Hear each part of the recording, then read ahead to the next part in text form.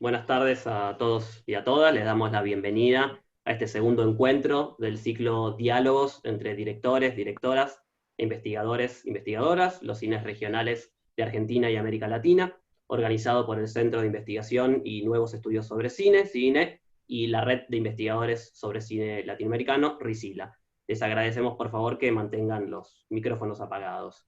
La sesión de hoy se abocará al cine en La Rioja y tomará como disparador el film de Fernando Bermúdez, El Bum Bum, del año 2014. Les recordamos que luego de las exposiciones se abrirá un espacio para preguntas, pueden ir escribiéndolas en el chat, que posteriormente van a ser leídas, o en su defecto, llegado el momento, podrán abrir los micrófonos para hacer sus comentarios. Paso a presentar a quienes participarán con sus exposiciones. Por un lado, Valeria Arévalos es licenciada y profesora en Artes Combinadas por la Universidad de Buenos Aires, fotógrafa y directora teatral. Está realizando el doctorado en Historia y Teoría de las Artes con el apoyo de una beca UASIP. Fue adscripta de la materia Historia del Cine Universal y actualmente es adscripta de Historia del Cine Latinoamericano y Argentino, ambas de la carrera de Artes de la Facultad de Filosofía y Letras. Integra los grupos Cine y Cine Latam Pop, grupo de estudio sobre cine y culturas populares en América Latina. Y por otro lado, Fernando Bermúdez estudió la carrera de producción de medios audiovisuales en la Universidad Nacional de Córdoba y montaje en la Escuela de San Antonio de los Baños. Es productor, guionista y director. Entre sus realizaciones se encuentran los cortometrajes Marilú, Clic Clac y El Pescador Pescado, y sus largometrajes Chaya, Amistad de Harina y Albahaca y El Bum Bum. Actualmente se encuentra trabajando en los documentales Ciline, Los Anillos de Saturno y Yo no soy Pica Juárez. Valeria, todo tuyo. Bueno, gracias. Muchas gracias a todos y a todas por acompañarnos. Y les voy a compartir unas filminas para que sea más gráfico lo que les quiero comentar. Bueno, como Creo que hacerlo bien, así, me aseguro la oportunidad de poner la pantalla gigante a los chicos. ok. Bueno, como les decía recién Javier, hoy vamos a estar charlando con Fernando. Yo decidí enfocar mi exposición sobre su largometraje El Bum Bum, que, bueno, como recién mencionaba Javi, se estrenó en el 2014 y estimo que ustedes tuvieron la oportunidad de verlo. Algunos datos como para comenzar. La película fue rodada en el 2008 y se estrenó en el 2014 y fue ganadora del primer concurso federal de largometrajes y premio al desarrollo de proyectos Raimundo Gleiser. Acá en un arrojo de geopolítica traté de marcar las locaciones como para que tengamos una idea espacial de a dónde se desarrolla la trama. Todas las locaciones pertenecen a los departamentos de Castro Barros y de Arauco, que correspondería con la zona noreste de la provincia de La Rioja, y estas son Upinango, Agua Blanca, Los Molinos, Anillaco y Aymogasta. Una de las cuestiones que después me interesaría charlar con Fernando es cuál fue el motivo para la elección de estas zonas geográficas para desarrollar el relato. El Bum Bum es considerado el primer largometraje de ficción íntegramente riojano. El texto original, el texto inicial, es El Bum Bum de Carmen Agüero Vera, que luego se adaptó al teatro, lo adaptó Manuel Chiesa, y, si no me equivoco, Fernando, a partir de esta adaptación teatral, es que llega al material y empieza su interés en trasladarlo al cine porque le ve potencialidad como relato fílmico. Como habrán visto, es un largometraje, es un drama, cuenta la historia de María Castro, que nació mujer y que es criada como varón. Para organizar un poquito mi exposición, lo dividí en 3 ejes, que son los ejes de región, violencia y subjetividad e identidad de género. Y estos 3 ejes, además de estar muy interrelacionados entre sí, están muy ligados al telón de fondo en donde se desarrolla la historia, que es la dictadura cívico-militar argentina. Para comenzar, con respecto al eje región, veremos, en estos casos, comparto 2 fotogramas de la obra, de la película, perdón. que son dos fotogramas que nosotros veremos ni bien empezado el film casi, porque en el que está en el plano inferior vemos a la naturaleza en todo su esplendor, en toda su magnificencia, con posterioridad al parto de Bum Bum. Y en el anterior, en la imagen de arriba, lo que estamos viendo es la casa, o el caserío, en donde vive la familia de Bum Bum. Y este plano es el inmediatamente posterior al nacimiento de ella. De este modo, la región se presenta como para dar una sensación de desamparo, de indefensión y de soledad. Son características que van a ser bastante fundamentales para que se desarrolle la trama, ya que no veremos, por ejemplo, una ruta, no veremos un camino que le permita a Bum Bum salir de ese lugar en donde nació y en donde prácticamente está destinada a morir. Entonces, esta sensación de desamparo también se ve apoyada por la geografía agreste y vasta, que es insondable y se presenta como sin escapatoria posible. Esta cuestión de la idea de lo apartado y de lo lejano no solo se expresa en las imágenes del paisaje, de la zona, sino que va a funcionar también de anclaje un elemento que es la radio, que a partir de este elemento los personajes se van a enterar de distintas noticias de actualidad, por lo general provenientes de Buenos Aires, o de la capital. Por ejemplo, bueno, eso está más vinculado al contexto, pero a partir de la radio vamos a saber que es el año 75, cuando se estrena la Raulito y le llega por una noticia de espectáculos, o como un comentario irónico, vamos a saber que el corte de pelo en las mujeres está de moda, mientras que en la figura de Bum Bum, la corporalidad ser delineada como masculina, el corte de pelo no responde a la moda, sino que responde a una cuestión identitaria. Pues hay una supremacía de los planos generales para mostrar las zonas, para dar como esa sensación de amplitud, y funcionan estos dos fotogramas en particular, y los espacios que los representan, con fuerzas antagónicas. Por un lado, lo hecho por el hombre, sería la primera imagen, su ley se ve reflejada en las casas, en las estructuras, en las herramientas, en los objetos, y se va a ir dibujando una configuración del hombre para la muerte. Maneja una dicotomía de construcción y destrucción. Todo lo que se puede observar como elaborado por él a nivel objetual se destruye a través de la violencia. En contraposición, lo natural y lo sagrado se va a expresar como un vínculo con lo femenino, y se va a plantear a la mujer como a la mujer para la vida. La primera imagen que nosotros tendremos en el largometraje es de unas manos femeninas que están en proceso de ordeña. Ese proceso de ordeña que va a remitir, por un lado, a los corderitos, y por el otro lado, a la vida y al cuidado, a la alimentación, a lo materno, al hogar.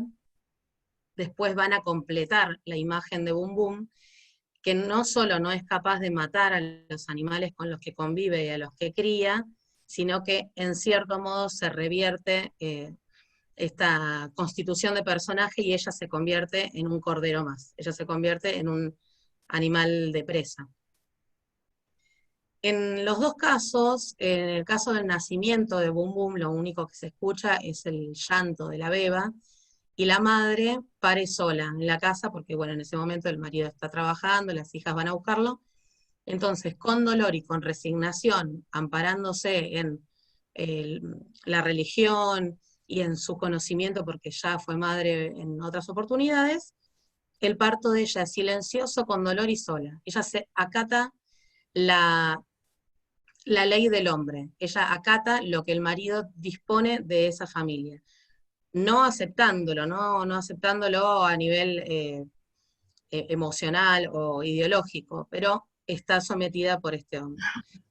En cambio, Bum Bum, cuando pare, también está pariendo en una situación de extremo estrés, porque la están viniendo a, a violentar, porque están revolviendo su casa para justamente encontrarla y hacerle daño, guarda silencio en el parto, atrás de la casa, ya en las afueras de lo que sería la estructura casa como objeto, y su grito posterior, por un montón de motivos, no solo por el dolor, sino porque es como la confirmación de la maternidad, de su rol femenino plasmado en ese momento del nacimiento de su hija, grita, y el grito de ella se funde con los animales, con los pájaros de la naturaleza.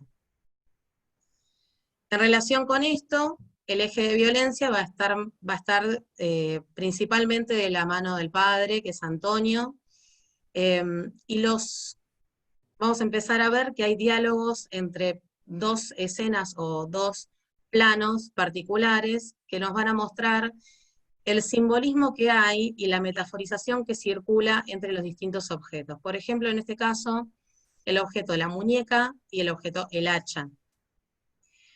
La muñeca es el objeto que es negado a Bumbum por tratarse de cosa de chicas, y el padre se lo tiene absolutamente prohibido hasta que llega a volcar toda su violencia sobre el objeto, como una predestinación que luego se va a cumplir sobre la hija, y con el hacha, que es el elemento de trabajo de él, decapita a la muñeca. Esta negación que tiene Bumbum durante toda la infancia, en un punto se va a después reflejar a la negación que la sociedad le va a imponer con relación a su propia hija. Sabe que su destino está marcado por la tragedia y que el único camino posible que tiene su hija para poder tener una vida plena es irse de ahí. Entonces, ni bien nace, la entrega y ella abandona su rol de mujer gestante para convertirse una vez más en un varón con toda la figura que el padre le estuvo obligando a tener durante toda la juventud, la infancia. Por lo tanto, para el hombre está el trabajo duro y la fuerza. Esta será la excusa o la justificación por la que el padre decide a Bumbum criarla como José. Para la mujer el juego simbólico y el acceso a la educación. Esto se ve reflejado en que no solo ella no puede jugar con la única muñeca que circula dentro de la casa, sino que las mujeres son quienes envían cartas y se actualizan. De este modo, no solo se ve reflejada la lejanía, una vez más, la hija que pudo escapar de este nido, que está en España, y España se presenta para Bumbum como algo impensable, no sabe si es el pueblo de al lado o otro planeta. Entonces, este tipo de diferencias que hay en cuanto a la educación y en cuanto a la cultura, no solo se ve en el personaje de Antonio, que es absolutamente violento y con decisiones bruscas, sino que van a terminar repercutiendo en Bumbum por ser criada como varón. No solo no puede escapar, porque no tiene la posibilidad que tuvieron las hermanas, sino que ni siquiera puede leer y escribir. Y eso no hace más que seguir anclándola en un espacio que se presenta sin salida. La muñeca, que desde el comienzo es negada, luego va a representar el rol materno que tiene Bumbum.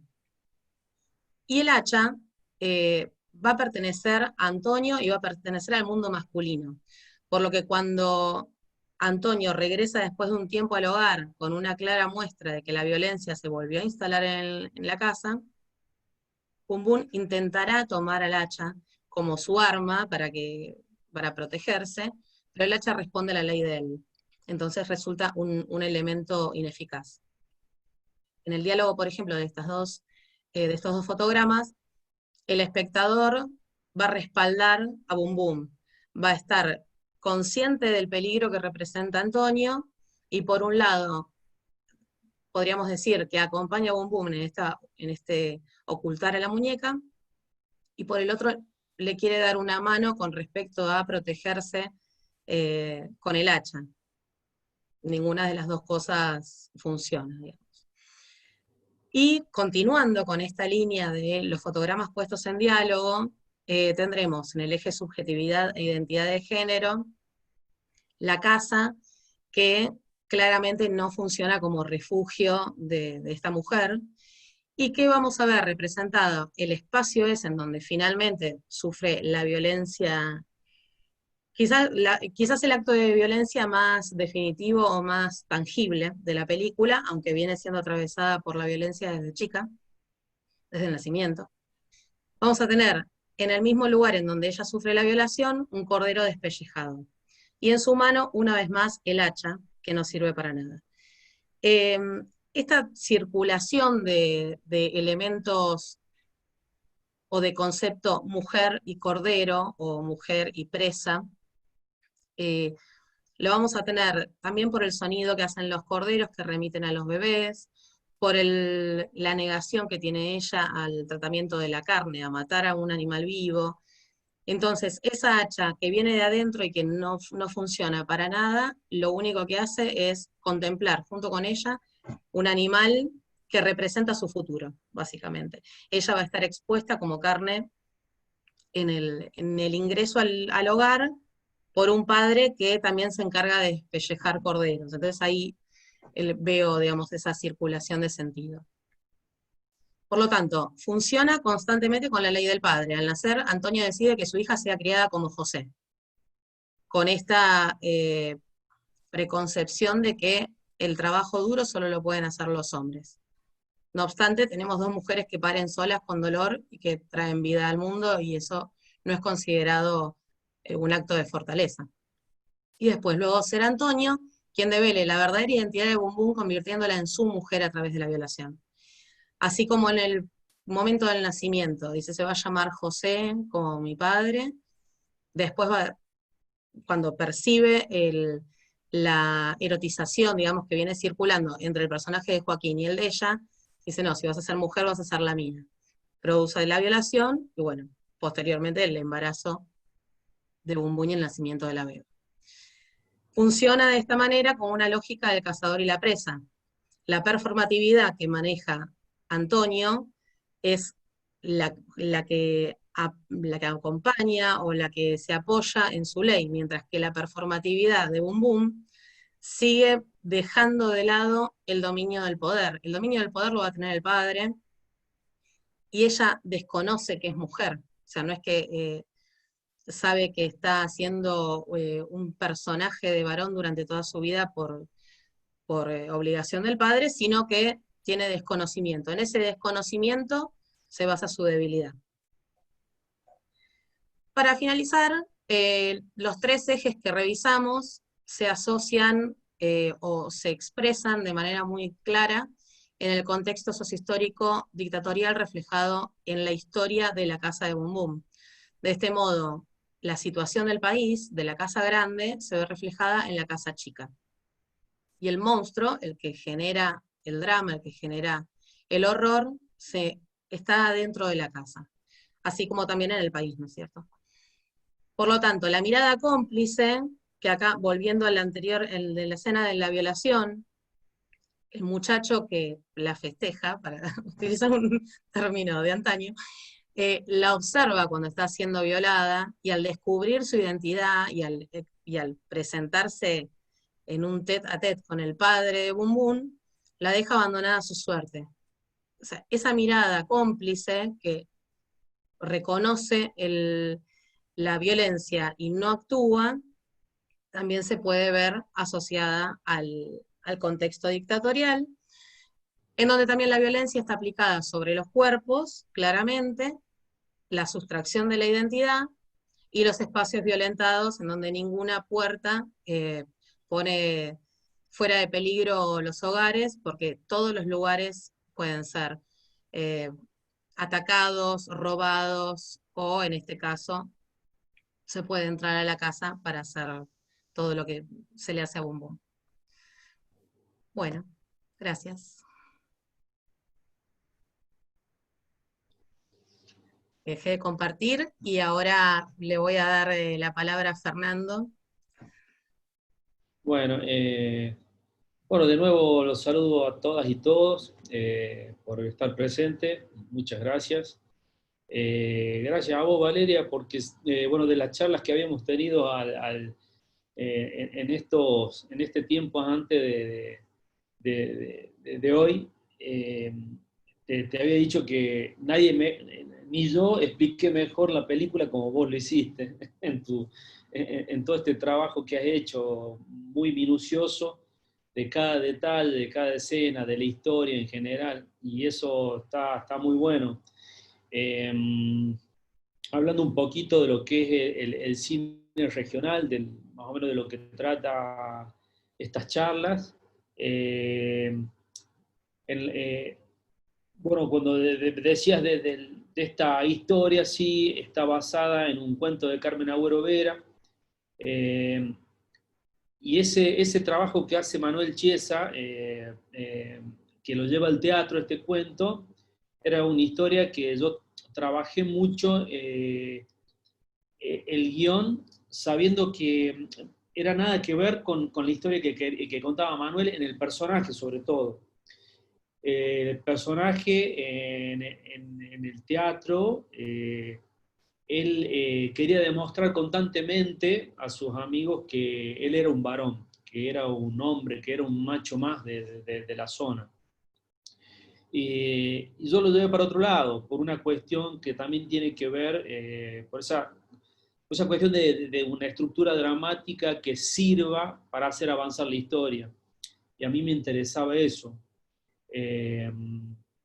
Después de mucho conversar con psicólogos, en el trabajo del guión, el guión tiene 9 versiones, de las cuales las primeras 4 versiones las hice yo, no estaba conforme, y de ahí sumé a 2 guionistas de Buenos Aires, que me ayudaron a trabajar sobre la estructura y sobre, más que todo, sobre el personaje de Boom Moon, del cual yo necesitaba que esté muy cuidado en cada escena, en cada diálogo, en cada mirada del personaje.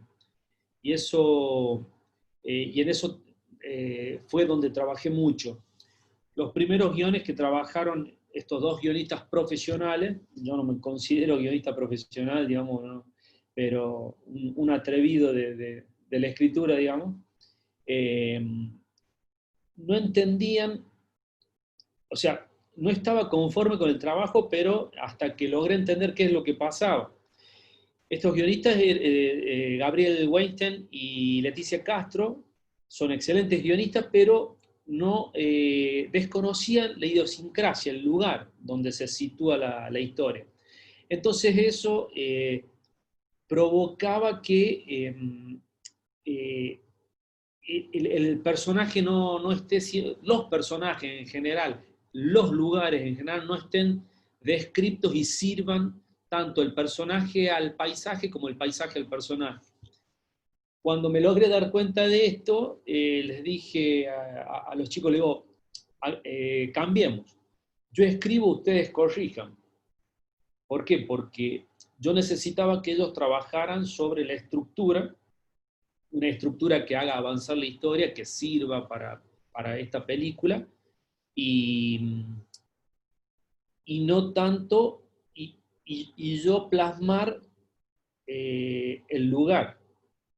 En general hablo, ¿no? Del lugar, o sea, hablo de personajes, hablo de animales, hablo del paisaje, hablo de todo. Y ahí salió, la verdad, el guión que quería en realidad, la historia que quería contar. Por eso llegamos a tantas versiones y me llevó casi 4 o 5 años terminarlo al guión. En ese momento, bueno, sale el concurso Raimundo Gleiser, que en lo regional que hablábamos, es un concurso que la verdad que nos dio mucha satisfacción el hecho de que podernos presentar ese concurso y haber ganado. Nosotros en ese momento La Rioja estaba en zona Cuyo, pertenecía a zona Cuyo, y fuimos a competir, bueno, con Mendoza, San Juan, San Luis y La Rioja. Ganar ahí nos dio la posibilidad de presentar el proyecto a clasificar en el INCA, lo cual no hubiésemos podido de otra forma, porque para poder presentar un proyecto en el INCA necesitas tener puntaje como productor, y en ese momento éramos Sergio González, que era el productor, y yo, éramos unos desconocidos y teníamos 0 puntos. Nada más que éramos unos caraduros que queríamos queríamos hacer una película acá en La Rioja. Y bueno, ese concurso nos dio, como te digo, la posibilidad de poder presentarnos, de clasificar. La película está clasificada como de interés simple, y ahí empezó todo el proceso de producción, del cual, empezó, con el tema de buscar locaciones. Vos recién hablabas mostrabas la zona. Hicimos todo un recorrido por la provincia, teniendo la posibilidad de filmar en San Luis, porque en ese tiempo San Luis estaba con su ley de cine y todo. Yo había hecho hincapié a Sergio González, que era el productor en ese momento, que yo la película la quería hacer acá en La Rioja, aunque no me interesaba tanto por la tonada, sino por la necesidad de que esta historia era riojana, y yo la sentía así, que al ser una historia universal la podíamos haber contado en cualquier lugar del país, ¿no? Que hay muchos lugares como estos. Sin ir más lejos, yo creo que no está situada en un lugar, o sea, no se habla del pueblo, nunca se lo nombra, el nombre del pueblo y ese tipo de cosas, porque mi idea justamente era eso, era que sea un lugar de Argentina, un lugar ahí de la Argentina bien adentro, y eso nos iba a llevar a que el fuerte de esto era el personaje y no el lugar. Bueno, y así de tantos lugares que anduvimos y buscamos, nos pareció lo más correcto. Y bueno, que también tiene que ver mucho uno lo que es cuando uno prepara la producción de una película, está en preproducción, necesitas ver muchas cuestiones que tienen que ver con la logística de una producción. O sea, el acceso a los lugares, dónde hospedarse. Entonces, esa serie de cosas llevaron que dentro de una distancia de 20, 30 kilómetros teníamos todo. Por más que estábamos a 100 kilómetros de la ciudad capital. Pero eso no importaba, sino lo que importaba era tener justamente la comodidad de saber que íbamos a estar con 4 semanas de rodaje, más lo que es la preproducción, íbamos a estar casi 1 mes y medio en un lugar donde necesitábamos tener ciertas comodidades para poder trabajar, ¿no? Bueno, y ahí en la zona de Anillaco, como yo calculo que más que todo todos conocen a ese pueblo por ciertos motivos. No suena. Bueno, ahí hay una hostería grande que quedó en esa época que todos conocemos, bueno.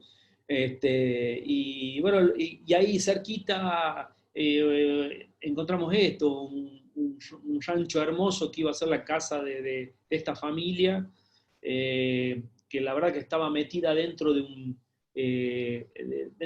una montaña, y bueno, estaba bueno, porque también el paisaje, si vieron la película, no juego mucho con el paisaje, porque lo que me gustaba del paisaje tenía que ver no con la belleza, sino con el personaje casi claustrofóbico, encerrado en ese paisaje. Por eso no hay muchos planos generales, y sí hay mucho monte, mucho ahí metida ella, Bumbún ahí, pero no quería, inclusive los planos generales que hay, muchos son con tele, o sea, acercados, no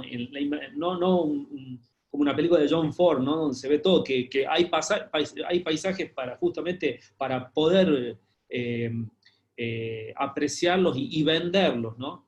Pero en ese sentido lo que buscaba era otra cosa, que era eso, ese encierro del personaje dentro del paisaje, dentro de su casa, dentro de su cuerpo.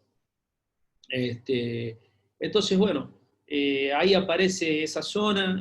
La verdad que fueron casi 6 semanas entre preproducción y rodaje, no nos queríamos nadie se quería volver porque realmente es muy lindo, son lugares que dan mucha paz, mucha tranquilidad. El grupo humano que se formó fue muy lindo. Yo destaco que en La Rioja no tenemos jefes de área con mucha experiencia. Estoy hablando de un director de fotografía, un director de sonido, jefes de producción o ese tipo de cosas. En ese momento, estamos hablando que la película se filmó en el 2008.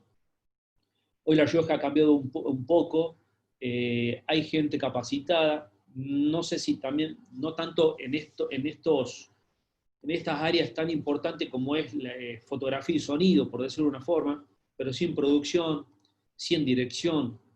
Y el grupo con el que trabajé fueron todos ex compañeros míos de la Universidad de Córdoba, que ya estaban trabajando. Córdoba ya tenía un ejercicio en el rodaje que lamentablemente no lo teníamos acá en La Rioja, y se fue armando este grupo importante y con gente de Córdoba. Más que todo en las cabezas de área. Más sumado el grupo de chicos que de acá de La Rioja. Bueno, eso es lo que es producción, digamos. Después, en lo que es los actores y actrices, a mí me interesaba, sobre todo en el personaje de Boom Boom, yo más que todo quería que no haya una tonada, que no tengan tonada riojana, no me interesa la tonada, porque hablando de regionalismo, yo me considero, tomando palabras de nuestro expresidente Kirchner, de la patria grande. Y hablando de patria grande, hablo de lo que es el NOA, el noroeste argentino. Yo me siento muy identificado con toda esta línea de la precordillera, que tenemos muchas cosas en común. Desde San Juan, desde Mendoza, no hasta Jujuy, sino Bolivia, Perú, Ecuador. Creo que es una línea, es la columna vertebral de la cual yo me siento muy identificado, y que tenemos muchas cosas en común. Entonces, tomando eso como referencia, yo, volviendo a esto, no me interesaba el nombre del pueblo, sino ese lugar de precordillera, de montañas, que iban y que esta historia podía suceder en cualquier parte de esa línea, de esa columna vertebral. Y sobre todo el personaje de Boom Boom, yo quería que no sea una actriz profesional o conocida, porque lo que me interesaba del personaje era su mirada. Creo que Boom Boom habla todo con su mirada. Es un personaje que observa mucho, no quiere, le cuesta mucho hablar, no se identifica con su voz y con lo que tiene que hacer y con lo que es y con lo que le habían impuesto ser.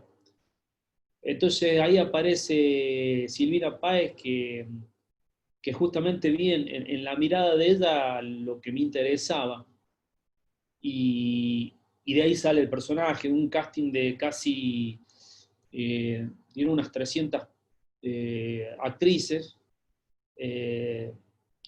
todas de acá de La Rioja, inclusive busqué en Córdoba también, pero bueno, salió Silvina, que me pareció alucinante lo que le podía dar el personaje.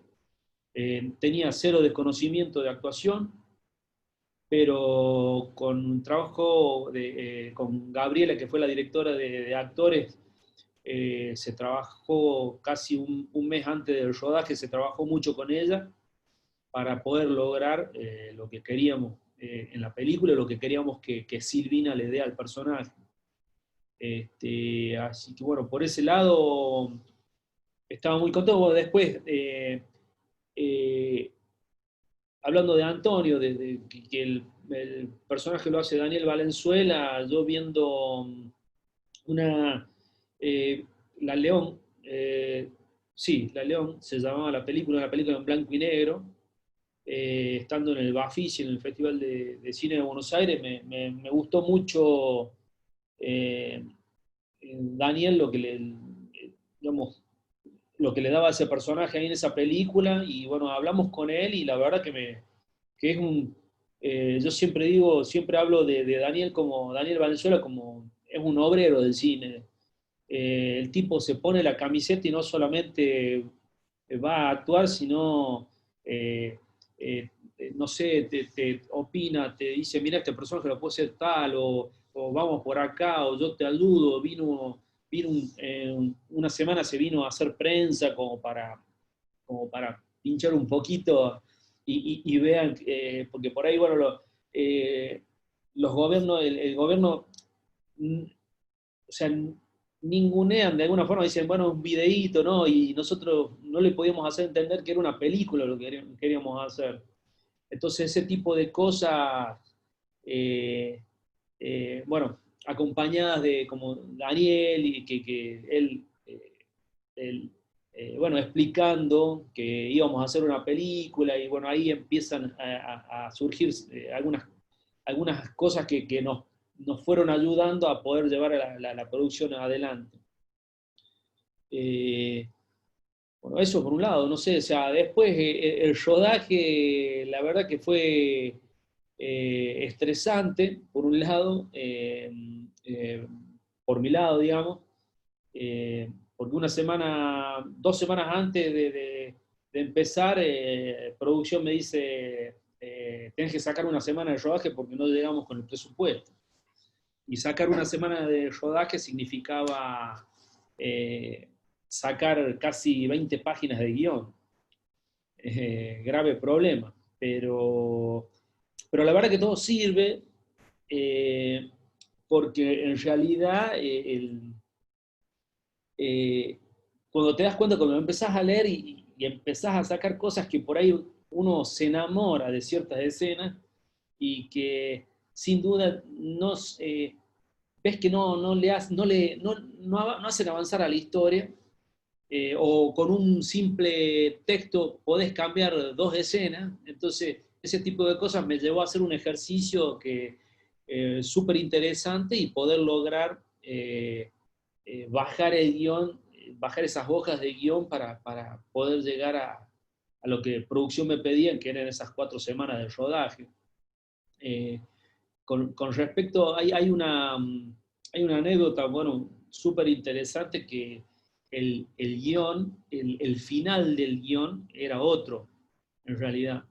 El personaje de Joaquín lo iba a hacer otro actor. Una semana antes, en prueba de vestuario, me llaman y me dicen, mirá, este chico es imposible que haga el personaje porque estaba lleno de tatuajes. Y tatuajes modernos, es decir. Y bueno, y Hugo Casas, que hace de Joaquín en la película, estaba como amigo. Era uno de los amigos del personaje.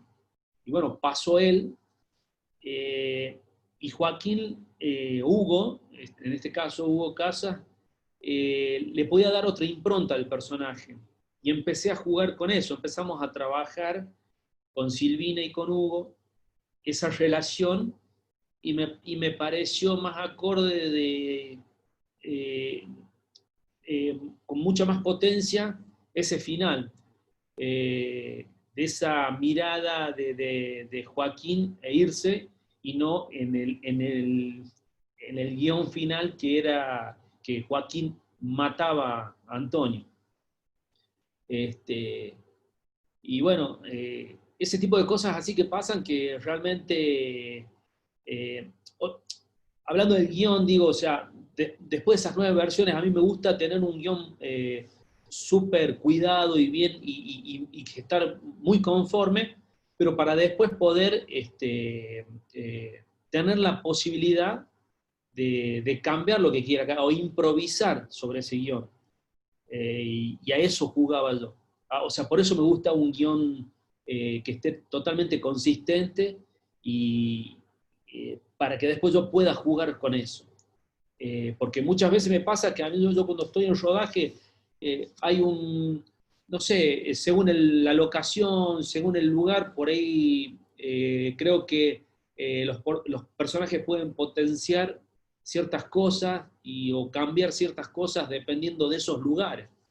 Más cuando trabajas en lugares naturales, estos son todos verdaderos ranchos conseguidos, casas, eh, y bueno, todo lo que se ve ahí, y ese paisaje y jugar con los personajes dentro de ese paisaje.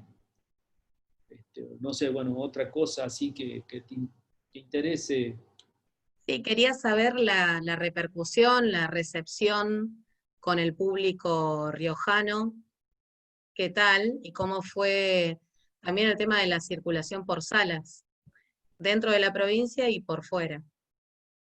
Claro, bueno, no es un tema menor, ¿no? Lo que es la distribución de una película riojana, bueno, todo lo que conlleva eso.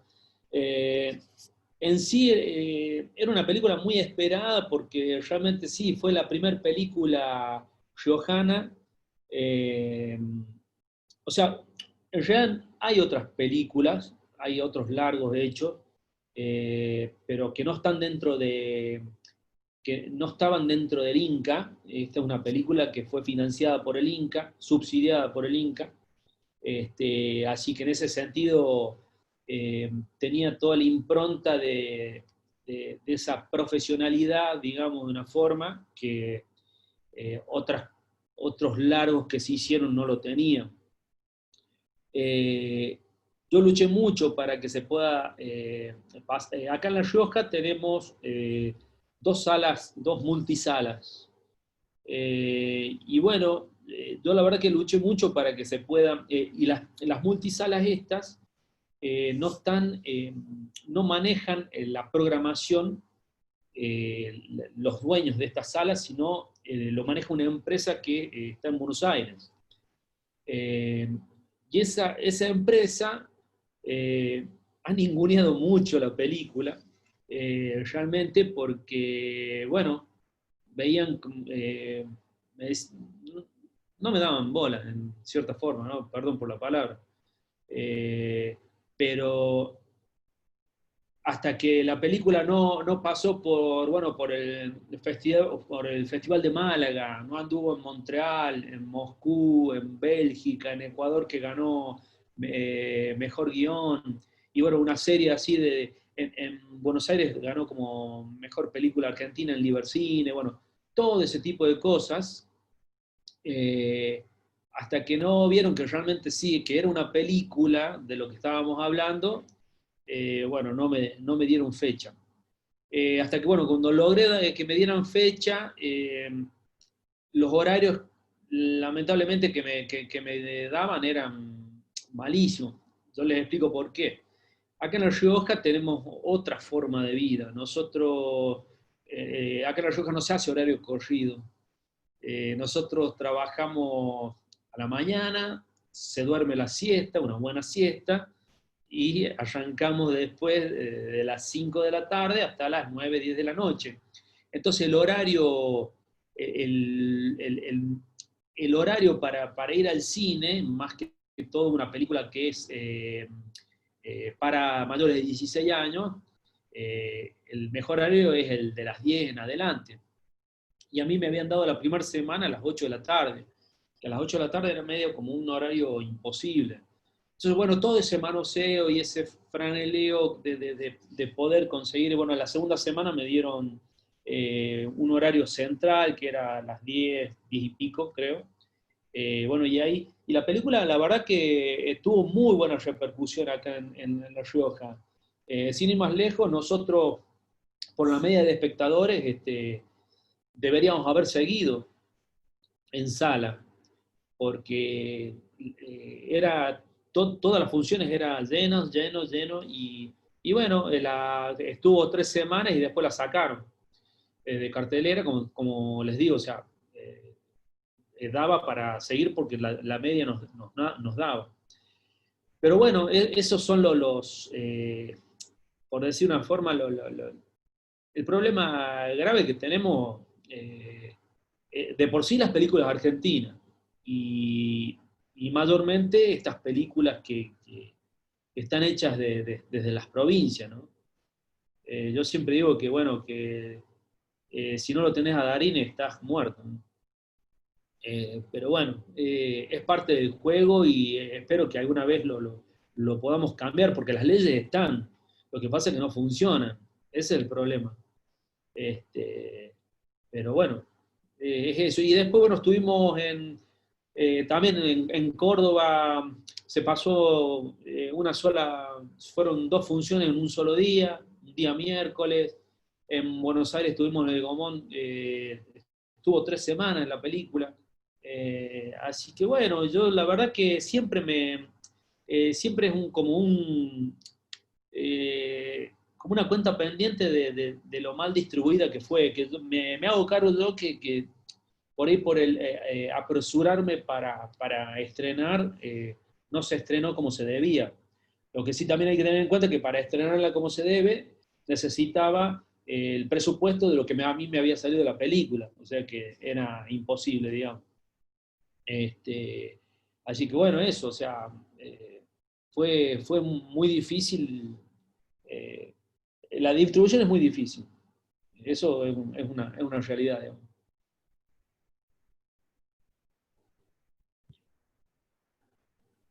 Ay, no me podía desmutear. Está bárbaro. Si te parece, si les parece a todos y todas, si quieren hacer preguntas, podemos ir habilitándolas, ya sea que las quieran escribir en el chat o se pinchan el micrófono y se expresan.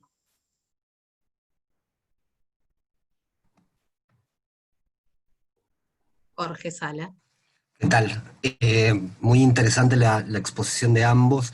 Quería preguntarle a perdón, a Fernando, eh, ¿cómo era la situación actual de la producción en La Rioja? Si él está en contacto con otros realizadores, qué proyectos hay, cómo se está moviendo la cuestión en la provincia, y además si se ha podido gestionar algún tipo de relación con otras provincias cercanas en función de concretar alguna suerte de polo o de fortalecer esa producción que también es bastante periférica, digamos, por esto que ya expusiste.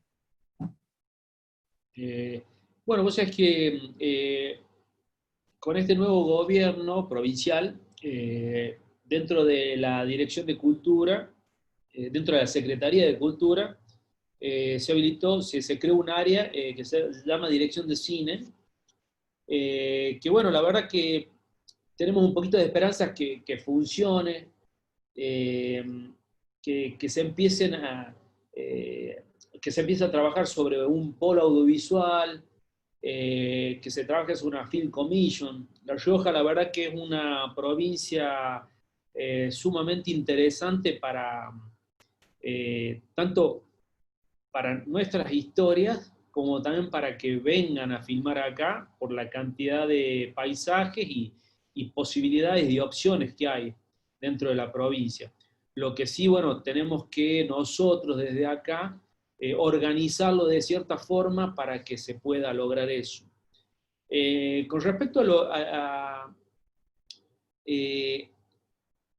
la gente que está trabajando en cine, este año, en el Raimundo Gleiser, se dio algo insólito que fue que se presentaron 7 proyectos. A ustedes les va a parecer poco, pero para La Rioja 7 proyectos, la verdad que es mucho y es sumamente interesante, porque eso significa que tenés que armar una carpeta, que hay gente con ganas de filmar, con ganas de contar historias y con ganas de hacer una película. Nosotros, yo por mi lado, y junto a Diego Díaz, que es mi socio, pinchamos a toda esta nueva generación para que realmente trabajen, armen proyectos. Nosotros estamos dando una mano. Diego Díaz estos últimos 3 años, 4 años atrás, junto a Diego hemos estado presentando en estos proyectos, estos documentales que estamos trabajando, y en los cuales hemos quedado seleccionados en el Festival de Cine de las Alturas, en el DocuLab, hemos estado seleccionados en el DocuLab de Mar del Plata, que en el 2017. Y bueno, presentar una carpeta tiene todo un proceso y un conocimiento de cómo presentar esa carpeta que, como les digo, nosotros estamos dando la mano a muchos de los chicos para que realmente, incentivándolos para que presenten, porque bueno, el Inca tiene eso que por ahí, bueno, hay mucha burocracia de por medio, muchos papeleríos, pero al fin y al cabo, si querés estar dentro de esta rueda, es necesario, porque no solamente del Inca, sino vos te vas a presentar a un productor o vas a un mercado internacional y tenés que ir con esa carpeta. Esa misma carpeta que la presentas en el Inca, esa misma carpeta la tenés que presentar a tus posibles socios de tu proyecto. Entonces, hoy yo estoy viendo, digamos, con esperanza, ahí algo muy lindo que se está gestando. Es una provincia, digamos, joven no yo, pero digo la gente que trabaja, entonces sobre eso creo que necesitamos seguir haciendo énfasis para que dentro de esta área de la Secretaría de Cultura, para que se sigan pudiendo trabajar estos proyectos y bueno, darles ese contenido para llevarlos afuera, ¿no? Que esa es la idea.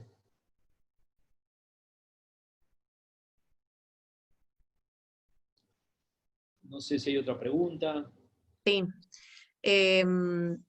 Bueno, Pamela Yonco dice, bueno, excelente la exposición y la conversación.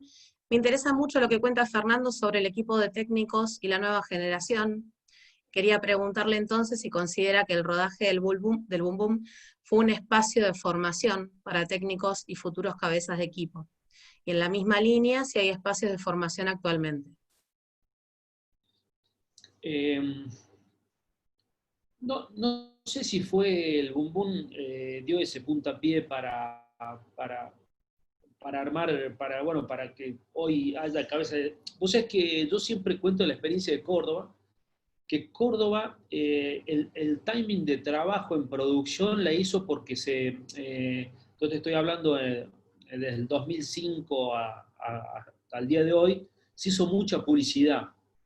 Y eso dio mucho trabajo, tanto de directores de fotografía, eléctrico, y una serie de gente que agarró un timing, una forma de trabajo que después expresado hacia un ficcional o hacia una serie como hoy tiene Córdoba, fue el que creó. Más allá también, por supuesto, hablemos de que hay una escuela de cine, tanto que depende de la universidad, como una escuela de cine privada, como es la Metro. Ese tipo de espacios, sí, sobre todo ese tipo de espacios da eso. La Rioja no lo tiene, pero sí hay muchos chicos que, como yo, fueron a estudiar a estas escuelas, tanto en Buenos Aires, Rosario, como Córdoba, y bueno, traen esa impronta de poder, de tener la esperanza de poder trabajar, y lo que más que todo me parece que falta es eso, ¿no? Es poder capacitar a estos chicos que realmente tienen muchas ganas de trabajar, pero bueno, simplemente lo que les falta es experiencia nada más, porque capacidad tienen. Hay chicos que pueden ser cabezas de área, directores de fotografía. Hoy, volviendo más que todo, yo estoy en el medio de... mi película estaba a punto de hacerse en 35, o Super 16, o hacerse en digital. Tuvimos que pedir permiso al Inca en ese año para poder hacer la película en digital, porque yo fui ahí en el medio, en el 2008 estábamos todavía, es más, nosotros teníamos que presentar la copia en 35. ¿A qué voy con esto? Que hoy el video creo que te da una forma de trabajo con un poquito de mayor de libertad para poder trabajar la imagen. Que no es lo mismo trabajar en 35, donde vos filmás y tenés que esperar que vaya al laboratorio para saber lo que filmaste, lo que grabaste, a hoy poder medir la luz sobre un monitor, ¿no? Entonces esas cosas cambian mucho y le dan otra impronta. Voy a prender un poquito la luz que está... Ahí, perdón. Hablando de luz, justamente. Sí, se está oscureciendo. Acá Juliano González da Silva, calculo que se pronuncia así tu nombre, perdón Juliano, no hablo portugués, pregunta sobre el papel de la Iglesia en la película y si se corresponde con lo que ocurrió en la dictadura argentina. Y aprovecho la pregunta de él para que nos cuentes un poco cómo fue la decisión de poner los audios reales de las homilías de Angelelli, si está vinculado eso con tu costado documental. Bueno, si lo ponemos dentro del marco histórico de La Rioja, bueno, de lo que habías dicho vos, Valeria, ¿no? Que tiene que ver con esa metáfora que era para mí lo que le sucedía al personaje de Bumbum, que era esa pérdida de identidad, a lo que como hecho histórico nos pasó, que perdimos la identidad, ¿no? Entonces, llevado ese... Porque si vamos el Bumbum está basado en una historia real. Es un personaje que realmente existió. Es un personaje que Carmen Agüero Vera, la autora del libro, lo conoció. Ella tenía una finca en lo que era en la zona de Chilecito, y ese personaje trabajaba en la finca de ella, cuando ella era chica. Pero y eso estamos hablando en la década del 50, creo. Y a mí me pareció muy interesante llevarlo a la década de los 70, porque el trabajo de la iglesia de Angelelli, dejó una marca muy fuerte acá. Sobre todo acá en La Rioja, hablo de La Rioja. Porque después quedó mucha gente que trabajó junto a Angelelli, muchos de los cuales, bueno, fueron desaparecidos, otros tuvieron presos y pudieron volver. Y esa impronta del cooperativismo, del trabajo en conjunto y el valor que tenía. Y justamente acá en La Rioja, la iglesia, en la época de Angelelli, cuando viene Angelelli a La Rioja, la provincia quedó dividida en una iglesia más volcada a las familias tradicionales, a la oligarquía, y a la iglesia que quiso traer a Angelelli a La Rioja, que fue una iglesia más para el pueblo. Y eso, la verdad que a mí me interesó mucho volcarlo, porque no solamente, o sea en la cabeza de esto, en esta idea del cooperativismo y del valor que le daba Angelelli al trabajo de campo, lo más importante era que grupos de monjas o curas en distintas partes de los llanos, del interior de La Rioja, buscaban trabajar eso. Sin ir más lejos, en Anillaco, en esa época, hubo un problema muy grave, que fue, digamos, que fueron unas tierras que estaban en desuso, y Angelelli incentivó a la gente para que se agruparan, para que formara una cooperativa y trabaje en esas tierras para el bien de ellos. En esto salta la familia Menem y otras familias tradicionales de la zona, bueno, con la idea de que eso no iba a ser así. Fue fue un caso muy, ¿cómo les puedo decir? Muy latente, muy fuerte, que inclusive Carlos Menem lleva promete entregar esas tierras para poder ser gobernador, y después, bueno, como toda promesa del doctor Menem, fueron por ahí no llevadas a, ¿cómo se dice? Bueno, no se cumplieron. Quedó en promesa de campaña. Claro, exactamente.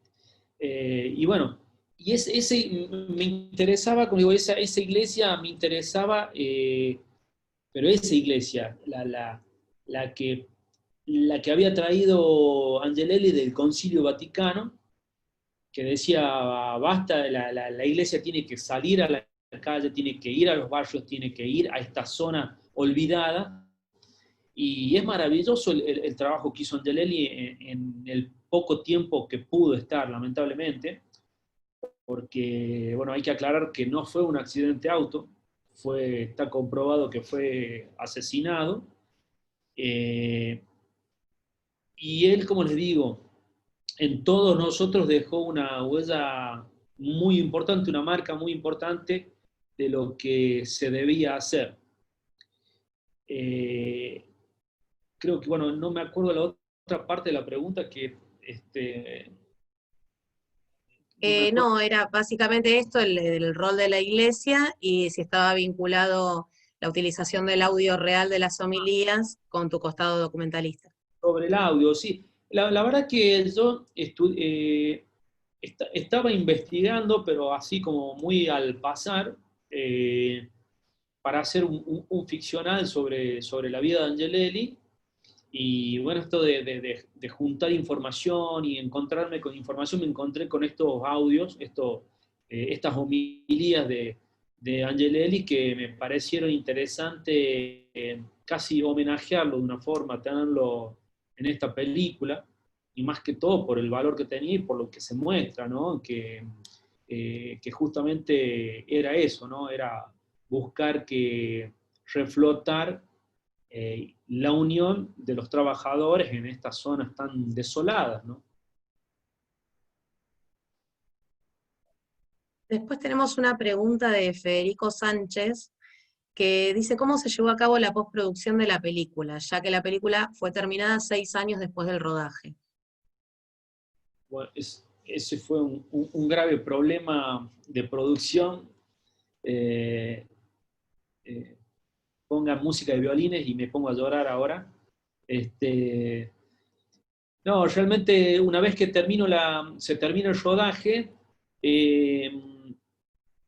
teníamos como la primera idea era, yo conocí una productora en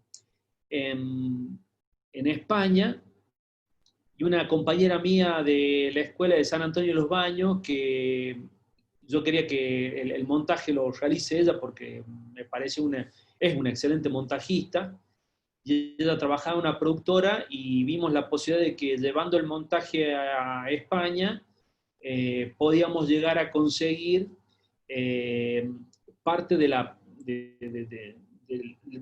sea, parte del dinero que faltaba para finalizar la producción, porque en realidad, bueno, esto tengo me faltó contar, digamos, que nosotros teníamos el dinero únicamente para hasta el rodaje, no habíamos juntado, no habíamos conseguido el dinero para terminar la película.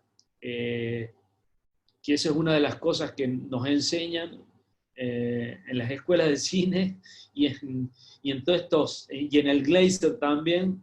Hasta que no tengas el presupuesto total de la película, no salgas a filmar. Yo no le hice caso y dije, bueno, yo apuntaba a todos estos concursos de postproducción, y al material y a la confianza de la buena película que podíamos llegar a tener, dije, vamos, la grabemos, hacemos una predicción y con eso nos presentamos en todos estos concursos.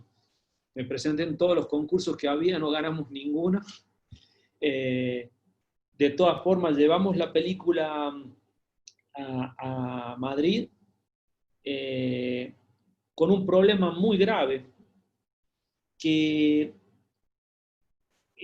cuando se pasaba del archivo de la cámara a los discos duros, toda la grabación del día, el penúltimo día de grabación, que era una parte donde vieron que al final de la película sale la hija de Boom Boom.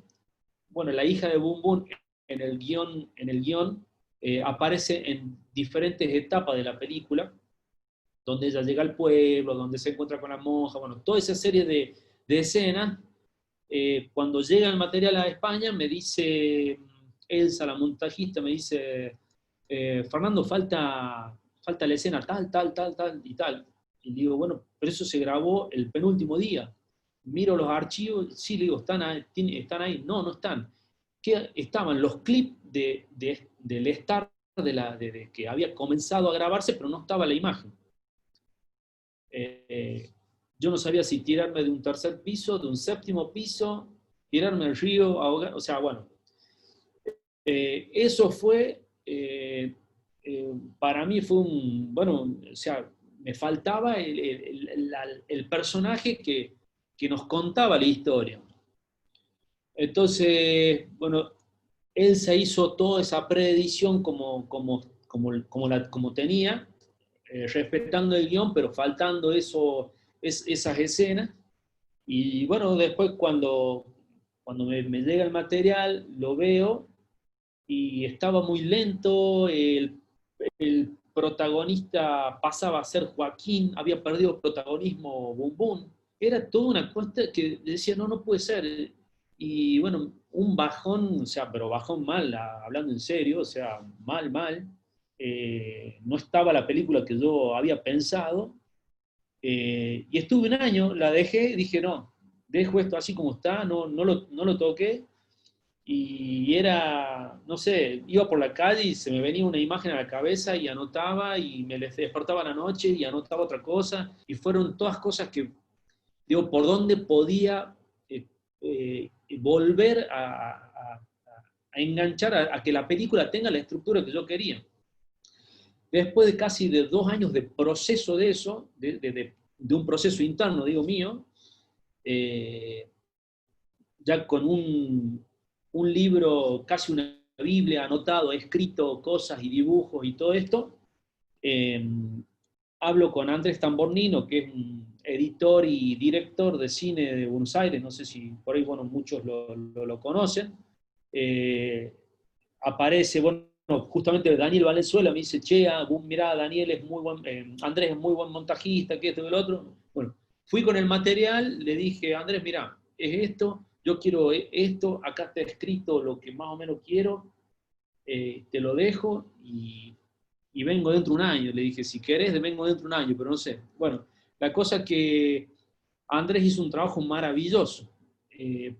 Entendió lo que quería, entendió por dónde iba ese guión final, y bueno, se logró eso, ese final. Entonces, todo ese proceso fueron cuestiones que fueron pasando y bueno, pestañeaba y pasaba un año, y volvía a pestañear y pasaba otro año, y bueno, por eso fue el proceso tan largo de postproducción, ¿no?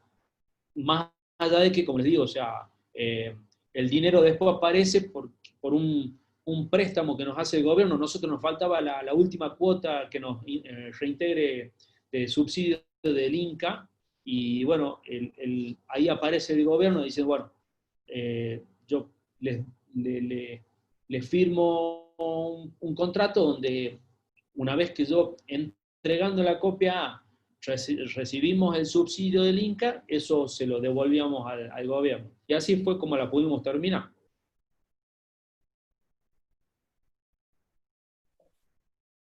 Javier Cosalter quiere hacer una pregunta. Sí, yo quería sacarte un momento del Boom Boom y preguntarte en qué proyectos estás, que nos comentes un poco en qué proyectos estás trabajando actualmente y cómo te estás manejando también en este contexto particular. Bueno, justamente con esto de la pandemia y de no poder salir a filmar, nosotros estábamos ya hace, bueno, en el 2017 que presentamos este proyecto de un documental que se llama Siline, Entre el mar y la montaña. Es un documental de una nena haitiana que es adoptada por una pareja riojana y hoy actualmente vive acá en La Rioja con sus padres adoptivos.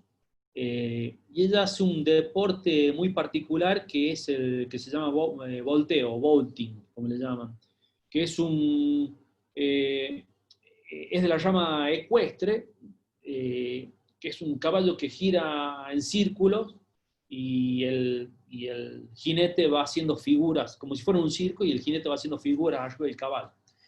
Eso, ella hoy pertenece a la selección argentina de volteo, es una de las grandes promesas en ese deporte, con tan solo 12 años, o 13, no me acuerdo bien. Y bueno, ese es como el proyecto que estamos trabajando. Hoy está en la etapa de evaluación en el INCA. Bueno, todo este tiempo fuimos filmando con Ciline, su crecimiento, toda la vida que va llevando dentro de esta cuarentena y antes, por supuesto, sus entrenamientos. Y la verdad que es súper interesante e enriquecedor porque nos encontramos con una niña eh, que salió de un país tan pobre como Haití, tan destruido, no solamente por los terremotos, sino también políticamente. Y hoy ella lleva una vida totalmente diferente a lo que vivió en el orfanato, donde ella estaba. Ella en el 2010, cuando sucede el terremoto de, de Haití, que destruye más que todo la capital, ella se encontraba, tenía menos de 2 años cuando estaba en el orfanato. eh, y bueno, la verdad que el documental nosotros queremos hablar o contar sobre las oportunidades, ¿no? Lo que tiene que ver con las oportunidades que se presentan en la vida. Eh, por ahí Ciline tuvo su oportunidad, hoy su oportunidad la tiene, y no así muchos compañeritos de ella, amigos que quedaron en el orfanato. Entonces, bueno, este documental va por ahí. Por otro lado, aproveché también esto de no poder salir a filmar, justamente con Diego Díaz, con mi socio, a presentar todos estos proyectos y escribir también. Junto a una guionista riojana estamos escribiendo un ficcional, una comedia, que también estamos muy contentos, que ya tenemos casi no, un primer guión, y estamos volviendo a trabajar, esperamos poder llevarlo adelante o grabarlo el año que viene. Y después de ahí con 2 cortos documentales. Uno es la historia de Chichi Zamora, que es una expresa política, que es muy interesante porque cuenta la historia de ella cuando estuvo detenida y ella, el contacto con su familia. Ella cuando la llevan presa tenía, bueno, sus 4 hijos, uno tenía 16, el otro 15, otro tenía 4 o 5 años, y una bebé de casi de 9 meses. Y ella entabla una serie de cartas, ida y vuelta con sus hijos, que son maravillosos las cartas, porque ella lo que hace es contarle, no le cuenta lo que le va sucediendo en la cárcel, que todos sabemos lo duro que fue para cualquier preso político, sino que les cuenta cuentos, de los cuales con muchas metáforas, y dejándole siempre esa impronta de cuídense, estén unidos, la felicidad sobre todo, y con dibujitos, la verdad son maravillosos las cartas, más allá de todo lo que ella estaba pasando. Y bueno, yo creo que eso ahí, ese documental nos dice, va a tener animación, porque las cartas de ella van a, más allá del love que van contando, lo que va contando ella en las cartas, llevan una animación, son animadas, y creo que el valor de este documental, lo que nos deja es que no hay fuerza más grande que la unión de una familia, ¿no? O la unión de la gente, el amor. Entonces ese documental va por ahí. Y el otro tiene que ver son todos cortos documentales, ¿no? Menos el de Ciline, que es un largo. El otro documental que se llama, que lo nombró Valeria, que es Yo no soy Pica Juárez. Pica Juárez es el autor, por ahí muchos, no sé si conocen un poquito del folclore, el tema El camión de Germán, que lo canta Sergio Galleguillo. Por ahí, como les digo, no sé si lo conocen, bueno, lo ha cantado el Chaqueño Palavecino, y es como su obra más conocida, pero el Pica Juárez es un autor salido de acá de un pueblo de La Rioja, y es increíble los temas que tiene, que hablan muchos de... Inclusive yo me río porque él le hace un tema al horno de barro, y le da vida al horno de barro, y así con todos los temas que tienen que ver con su infancia, con su adolescencia, con sus vivencias. Y, y es un personaje muy solitario, que la va remando la vida, y vos ves que sus temas tienen un éxito en lo que es en este grupo, en el folclore, tienen mucho éxito, hay muchos grandes artistas que cantan sus temas, y él está acá en La Rioja con su guitarra y su gana de nada más de escribir y llevar una vida así eh, muy particular, ¿no?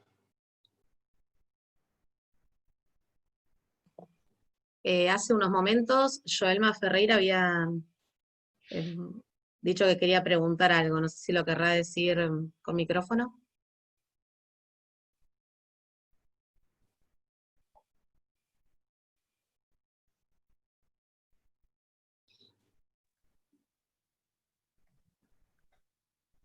Hola, la pregunta, buenas noches. La pregunta está en el chat.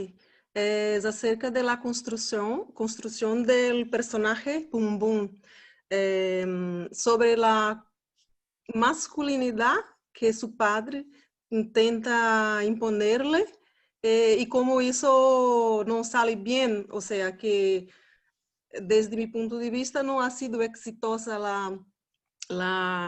el intento, ¿no?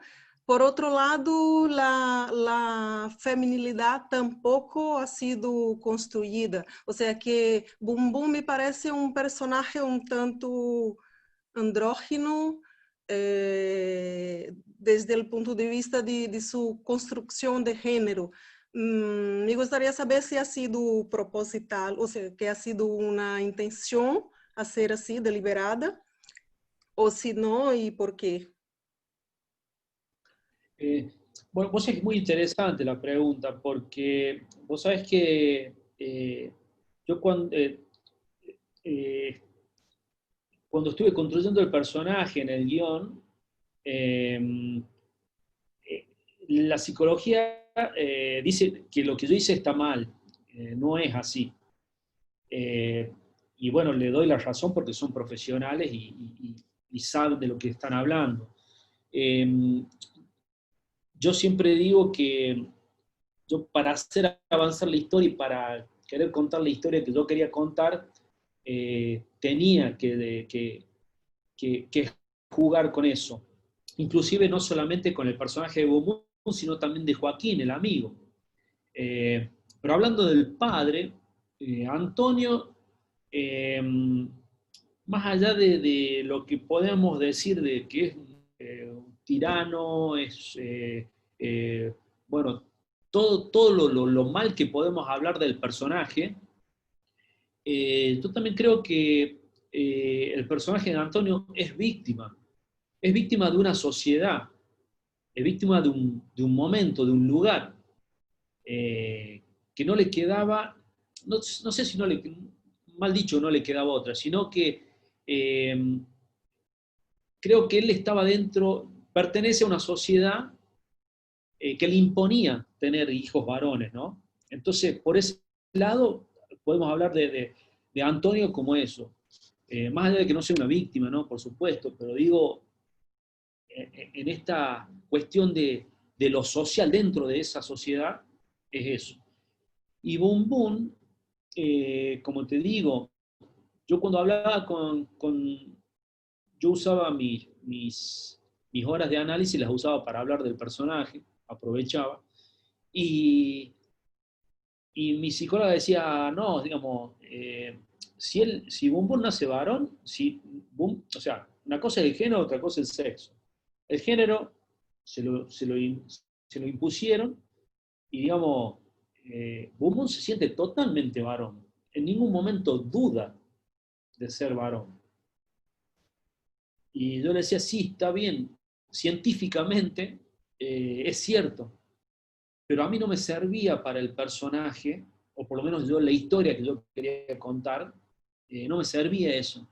Entonces, tuve que llevarlo por este otro lado, que él, yo siempre digo que Boom Boom lo veía como que, digo, sintiéndome como el personaje, digo, yo lo veo como que él siente que tiene un defecto, como, no sé, por decirte, como tener una joroba, como, no sé, o sea, ¿no? Esa cuestión de que por cualquier motivo físico puedes sentir que te hagan bullying, digamos. Y Boom Boom creo yo que yo lo veía por ese lado, eh, dentro del marco de lo social.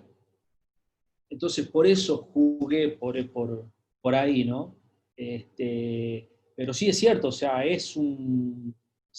como te digo, te lo repito, o sea, científicamente eh, los psicólogos te pueden decir está mal trabajado el personaje. No sé si está contestada la pregunta por ahí. Sí, gracias. Perdón, Constanza Grela también se anotó para preguntar. Hola, bueno, vale, y Fernando, muchas gracias por la exposición muy linda. Fernando, te quería preguntar porque vi que la película estuvo en muchos festivales, tanto en Argentina como afuera. Quería saber cómo había sido llevar tu película de La Rioja al mundo, cómo había sido la recepción y la acogida en estos festivales.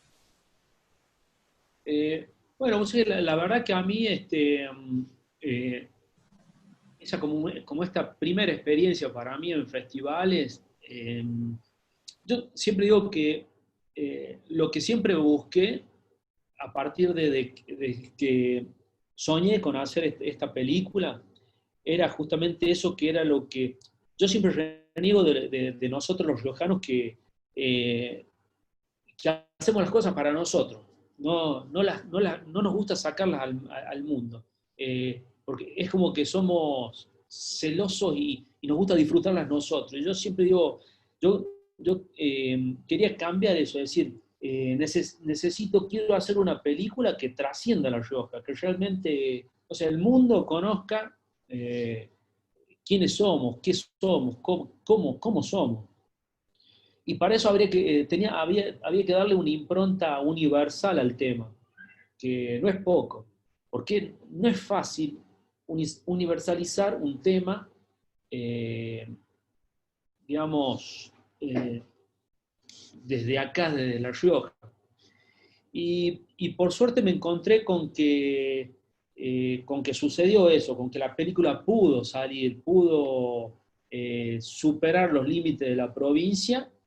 Y la respuesta en los festivales fue increíble porque más allá del tema, que a mí me pasa algo muy especial que tiene que ver con que nosotros estrenamos el 2014, y vos sabés que hoy veo que la película, siento que hoy la película maduró. No sé si es porque el tema está más latente, esto del patriarcado, de la violencia de género. Siento que hoy maduró la película, y la siento hoy actual. Es hoy el momento para esta película. Justamente hasta por esta charla que se da, y por otras que me han ido sucediendo en el transcurso de hace 2 años atrás para adelante, y que tiene que ver con eso, con el tema que se toca y la universalidad del tema. Y en ese momento, como te digo, los festivales fue el que más recuerdo, y que la verdad que una experiencia muy linda fue el de Málaga, porque ahí fue un público súper interesante, de todo lo que, bueno, por las preguntas y por cómo querían interiorizar, tanto por el tema como también, ¿no?, por el lugar, porque realmente por ahí estamos más acostumbrados a ver, estoy hablando, ¿no?, del 2014, hoy yo creo que ha cambiado eso, porque hay un muy buen cine tucumano, salteño, mendocino. Entonces hoy tenemos grandes autores y grandes películas que están saliendo de las provincias, que la verdad que a mí me encantan. Y esto, bueno, dentro del Festival de Cine de Jujuy y el Cine de las Alturas, la verdad que es digno de ver, porque estamos viendo mucho material de toda esta columna vertebral que les decía al comienzo. Y bueno, volviendo o sea, la verdad que fue una experiencia increíble, porque justamente al fin y al cabo eso es lo que me interesa a mí, ¿no? O sea, que la película vaya por el mundo, y por ahí me encuentro con gente que me dice, che, bueno, con Valeria cuando me escribió, y dije, por eso le pregunté, ¿dónde la viste? Porque la verdad que, si bien no ha sido una película que no sé, no fue El secreto de tus ojos, pero digo, o sea, que aparezca una persona, y que aparezca, no sé, Valeria, y me diga, mira, quiero hablar de tu película, quiero que hagamos una charla, la verdad que me encanta, porque justamente hablar de cine y hablar de esta historia, que más allá del tema que trata, justamente está bueno para trabajarlo y para seguir charlando infinidad de veces, ¿no? Muchas gracias. No, a vos. Tomo esto que comentaste, quizás los riojanos nos queremos guardar las producciones que hacemos y demás, y justo te iba a preguntar con relación a otra peli tuya, de Chaya, Amistad de Albahaca Y y Albahaca. Talco, le estoy cambiando el orden a los elementos, que es un documental y que aparte se refiere a una tradición muy del lugar, y que, por ejemplo, en comparación con el carnaval porteño, nada que ver. Entonces, cuando vos haces esa película, o pienso, por ejemplo, también en un vínculo con Tincunaco de Eve Estrabú, digo, esas que son tradiciones muy del lugar, ¿en qué espectador están pensando? ¿En el riojano que tiene ya esa experticia, digamos, ese conocimiento de la tradición, o también enfocado en, por ejemplo, nosotros que lo desconocemos? Bueno, vos sabés que justamente ese documental era esa búsqueda que te decía, de que yo quería, eh, digamos, contar una historia riojana, pero darle cierta universalidad para que pueda trascender. En ese documental eso fracasó, porque al final no se vio, digamos, no se vio en ningún lado, únicamente lo vimos acá. Yo, jugando un poco con esa tradición que es el carnaval, la chaya, como le llamamos nosotros, que se festeja de una forma muy particular, el tema central para mí era la amistad. Era la amistad de un grupo. El documental nos cuenta la historia de un grupo de amigos que en el momento que se hizo el documental tenían entre 60 y 100 años.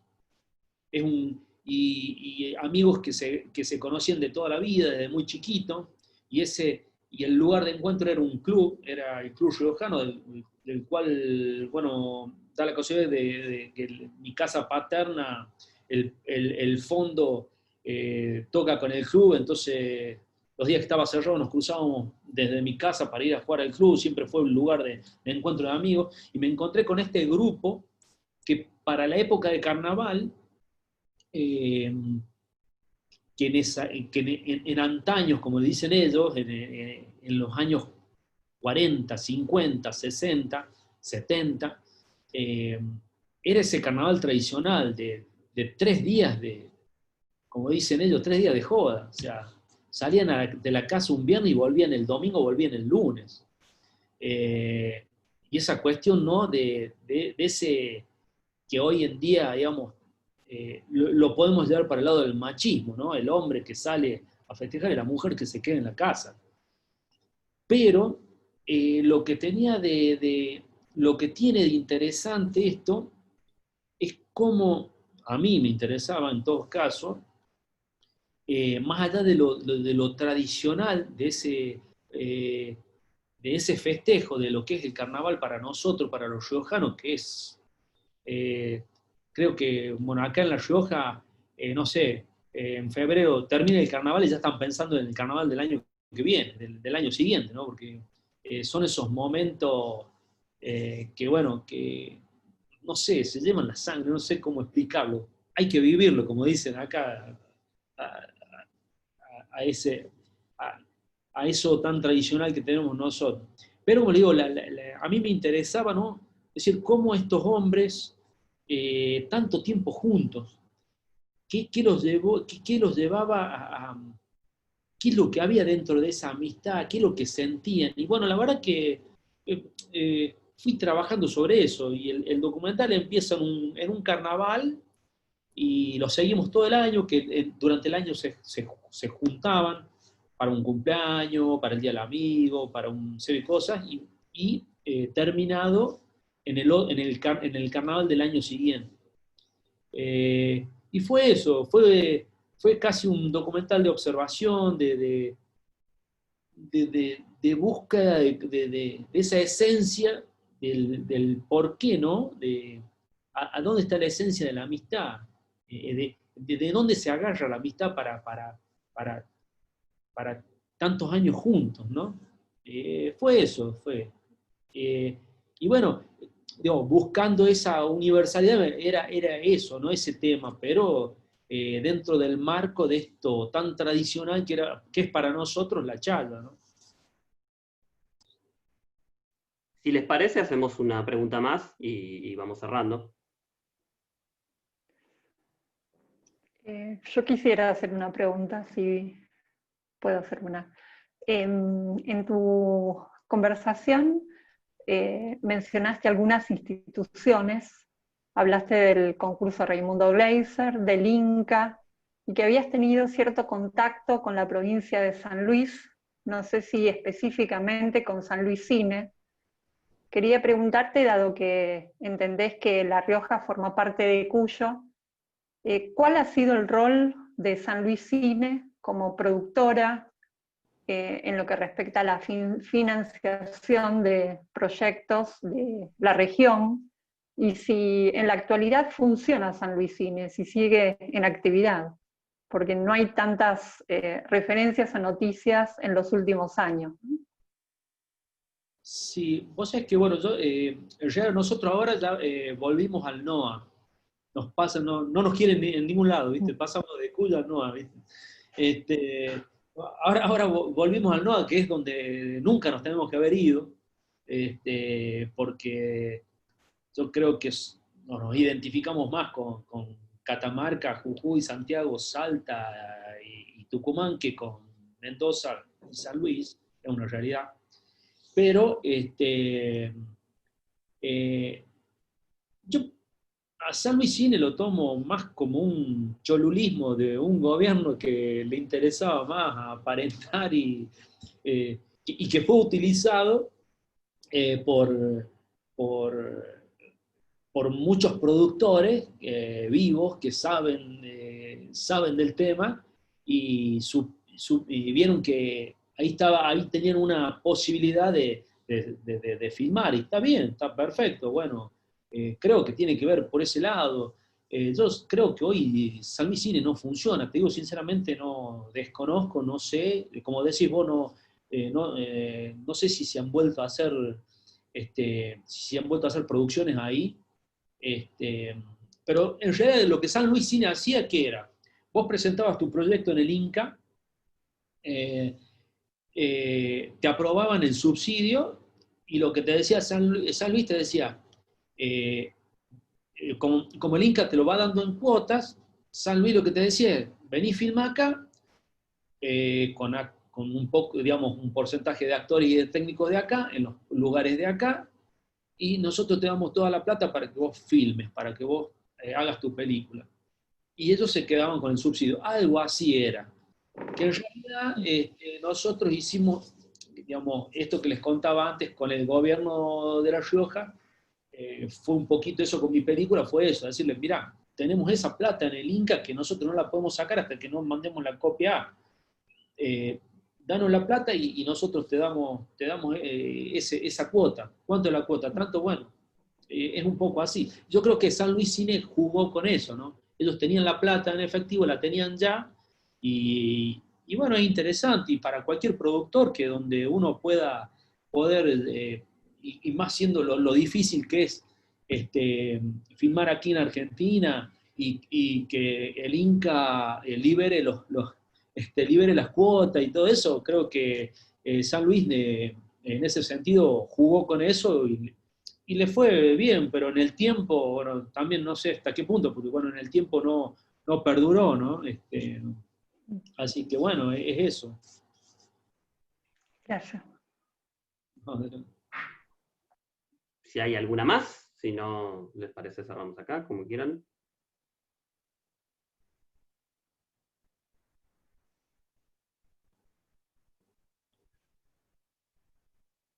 Bueno, les agradecemos enormemente a Valeria y a Fernando por sus exposiciones, a quienes asistieron, y bueno, los invitamos a todos y a todas a la tercera sesión de este ciclo, que se va a realizar el lunes que viene a las 18 horas, y que va a rondar en torno al cine en la Patagonia.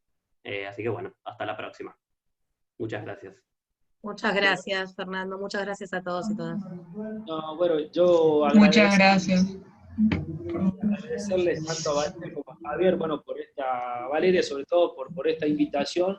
La verdad que siempre es lindo, y está bueno poder charlar de cine, y más sobre esta región, que siguen apareciendo buenas producciones, buenas historias, y nosotros, siempre digo, tenemos muchas cosas para contar, la verdad, pero que algo que es muy importante es contar desde nosotros hacia afuera. Y eso para mí es muy especial, así que enormemente agradecido por este espacio, y gracias a todos por haberme escuchado y haber compartido un poco de lo que tanto nos gusta, ¿no? Que es este arte de filmar. Gracias. Muchas gracias.